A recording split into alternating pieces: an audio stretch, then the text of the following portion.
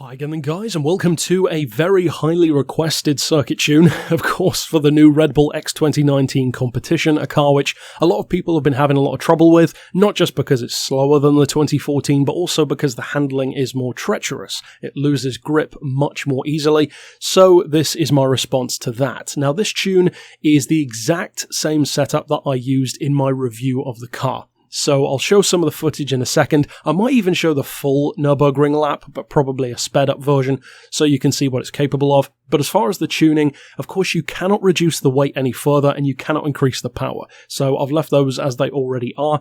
As far as traction control, I know some people like to use it. I would strongly recommend turning it off with this car, because in cars like this you will end up a lot quicker if you don't use it. As far as the tyres, of course, it's a variation of the Ultimate Race car, so who cares about using hards? As far as the suspension, we've got 6 for the frequency on the front and the back, anti-roll on 7 for the front and the rear. Then for the compression aspect of the dampers, we've got 55, then 85 on the rebound.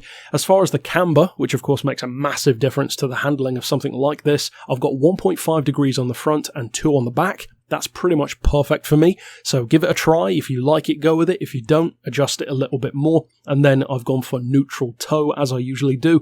Now, as I said, this is for the handling more than anything else. It's not exactly the best thing out there for top speed anyway. If you do reduce the downforce to the lowest settings, you'll get about 200 miles per hour or so out of it in basically 4th gear. With the highest downforce, which is what I had on the Nurburgring, you're looking at around 180, a little bit more downhill.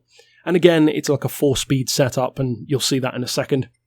As far as the diff, I would recommend the lowest settings on all 3. That works very well for me, but of course, test it for yourself. You know the drill, change it if you find that something else works better, and of course, experiment with it. That's the whole point. And as far as finally that transmission, you want the fully customized setup. I would recommend an auto setting of 236 miles per hour, and as I said, this is a 4-speed gearbox. You don't use all 7, quite simply because you don't need to. If the car only tops out at 180 anyway and gets there very quickly, you do not need to go through 7 gears. So you can use all 6 or all 7 if you want to, but I preferred not to, especially on a track like the Nordschleife, because your average speed is so high that you just don't need 7 gears. It wastes loads of time changing up and down, whereas with 4 long gears, it covers everything you need. So, of course, you can change that if you want to, but that's what I'd recommend. So, as you can see, the ratios are 25/65, 18/50, 1.5, and 12/75.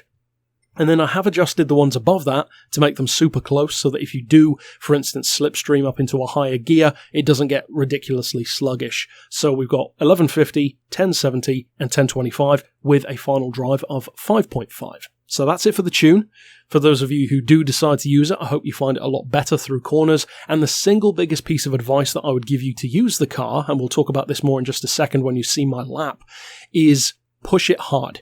The slower you go, the more grip you will lose. You need to try and keep your average speed very high through corners. And actually, using a 4-speed gearbox improves that even more, because it means that the car is lower revving at low speeds. You don't have to rush through the gears like you would in, for instance, a Formula car, and so when the revs are lower, it has less of an inclination to wheel spin. So that's it for the tune, as I said. Now let's see it in action at the Nurburgring. Now, as I said, the car is certainly not the easiest thing out there to drive. It's probably the most challenging Red Bull, actually, because the most challenging ones usually are the fan car, and that's purely because of how twitchy and how fast it is, whereas this one is the exact opposite. And of course, if you want to hear more possible reasons as to why, then I would recommend watching my review for the car, where we go in depth on that. But as far as lap time, as I've said before, I'm certainly not the quickest of drivers. This lap was done with an automatic gearbox, and I do use a controller because I prefer it. So again, if you use a wheel, if you use manual, all that kind of stuff, you can potentially for sure be even quicker than I was. And in terms of lap time, it's simply not as quick as the other Red Bulls anyway. In fact, the only thing that this can beat is pretty much the Red Bull Junior. All of the others, of course the fan cars, but even the standard can wipe the floor with this thing easily. It's like 30 or 40 seconds quicker at least. So overall, if you do decide to use this tune, I hope of course you have a ton of fun with it.